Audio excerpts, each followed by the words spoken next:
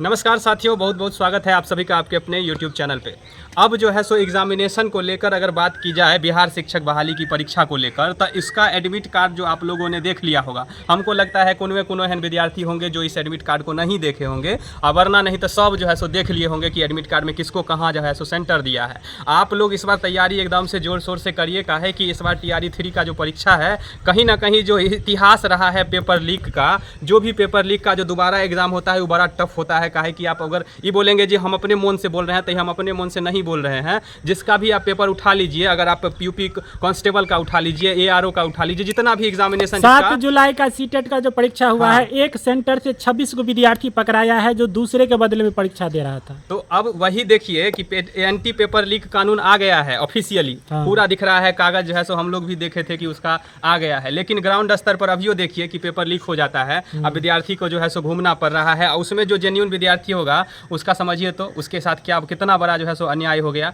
उसको तो फिर से एग्जाम देना पड़ेगा। अब देखिए एगो अभ्यर्थी के नाते अगर देखिएगा तो हम लोग एगो कैंडिडेट है और उस हिसाब से जो सोचते हैं, एगो पेपर लीक होता है तो समझिए एक तो बच्चा का वो परेशानी जो आने जाने में जो लगा वो तो छोड़िए दीजिए, उसके बाद इतना दिन का मेहनत हुआ वो भी छोड़ दीजिए। उसके बाद जब पेपर लीक हो जाता है तो घर से लेकर समाज तक सबको समझाना पड़ता है कि पेपर लीक हो गया है। हमको जो है सो उन एक आदमी को कहे कि रिजल्ट आता नहीं है, खाली देखता है कि ये लोग एग्जाम देने जाता है और घर आता है। तो इसमें जो है सो इन लोगों का रिजल्ट काहे नहीं हो रहा है? अरे भाई अभी तो इतना पेपर लीक हो जाता है, कोई एग्जाम देते नहीं है, रास्ता से घर आते हैं उससे पहले ही पेपर लीक हो जाता है। तो उसमें कहाँ से आप लोग रिजल्ट का एक्सपेक्टेशन रखते हैं कि रिजल्ट आएगा? और जो रिजल्ट आता है आप देखिए TRE 1 और TRE 2 BPSC का जो शिक्षक बहाली हुआ था उसमें देखिए कि रिजल्ट तो आया, तो अब जो है सो एक जिला में देख रहे हैं कि 350-400 बच्चा जो है सो पकड़ा रहा है जो सब फर्जी तरीका से घुस गया। अब फर्जी तरीका से वो लोग घुस गया तो इतना जो है सो कट ऑफ लेके 2 जिला कार्रवाई किया है तो 1000 फर्जी शिक्षक निकालना है।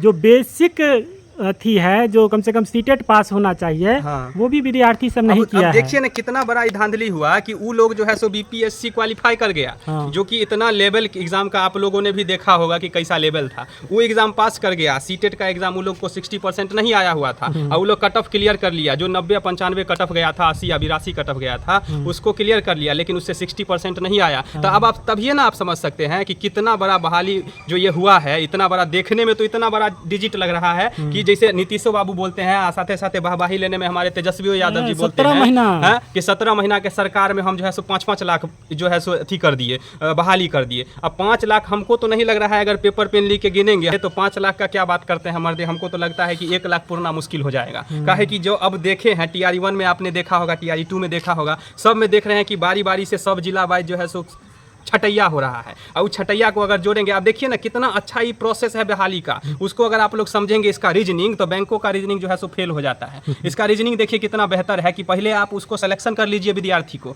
और उसी विद्यार्थी को फिर छांट लीजिए। बड़े भाई तुमको छांटना है तो डॉक्यूमेंट वेरिफिकेशन करता है, तब उस टाइम में काहे नहीं छांट लेता है? जो विद्यार्थी का जो मेरिट बनेगा, जो सही मेरिट बनेगा, उसको अपना रिजल्ट हो जाएगा। लेकिन ये लोग क्या करेगा कि उस टाइम में सबको ले लेगा, सबका बहाली में घुसा लेगा अंदर। लेकिन देखिएगा उसके कुछ दिन बाद धीरे धीरे करके उसमें से क्या निकलेगा?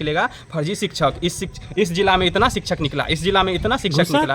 अब वही देखिए कि घुसा तो लिए आप लोग। अब उसके बाद क्या होगा? उसी सीट पर क्या होगा कि फिर से TRE 4 लेंगे, कि उस सीट को जोड़ लेंगे सबटा अपना मन से 20 को 25 हज़ार जोड़ के लगा देंगे उसमें। एक के बार बोलेंगे कि 1 लाख जो है सो फिर से TRE 4 में फ्रेश बहाली आया है, और उस फ्रेश बहाली में फिर से बच्चा सब बैठेगा और उसके बाद फिर से यही प्रोसेस चलेगा। फिर TRE 5 का अनाउंसमेंट तो आप लोग सुनबे किए हैं कि TRE 4 लिया जाएगा। अरे भाई यहाँ पे TRE 2 का तो मैटर सॉल्व नहीं हुआ है, TRE 3 में जो है सो पेपर लीक का मैटर सॉल्व नहीं हुआ है। आप ऑप्शन सुनने में आ रहा है कि TRE 4 और TRE 5 और TRE 6 लीजिएगा। तो पहले जो आप कर लिए हैं, जो जितना रायता फैल गया है, उस रायता को पहले समेट लीजिए ना। उसके बाद जो है सो आप TRE 4 और TRE 5 पे चर्चा कीजिएगा। काहे कि सीधी सीधी बात है कि जो भी काम पहलुका काम अगर सही नहीं किए और नवका काम में फिर गलत होगा।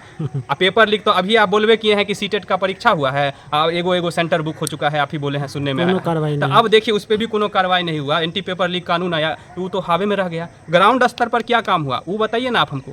हाई कोर्ट में जो इतना रिट जारी किया हुआ है, डेट पर डेट जारी कर रहा है, लेकिन विद्यार्थियों के लिए सुन नहीं रहा है हाई कोर्ट। विद्यार्थी देखिए सबसे बड़ी बात क्या है कि विद्यार्थियों के पास मजबूती से अपना पक्ष रखने के लिए एगो मजबूत वकील चाहिए, उसके लिए पैसा चाहिए।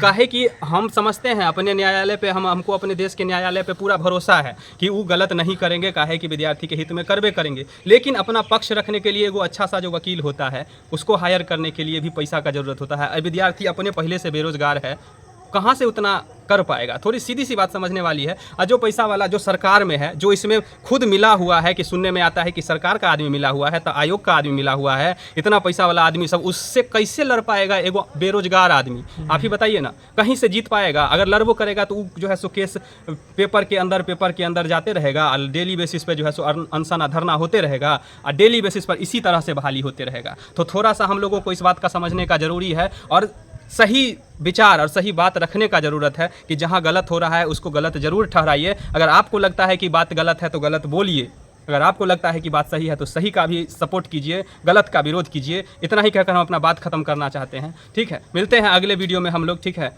तब तक के लिए आप सभी का बहुत बहुत धन्यवाद। चैनल को आप लोग ज़रूर सब्सक्राइब कर लीजिएगा। बहुत बहुत धन्यवाद साथियों, जय हिंद।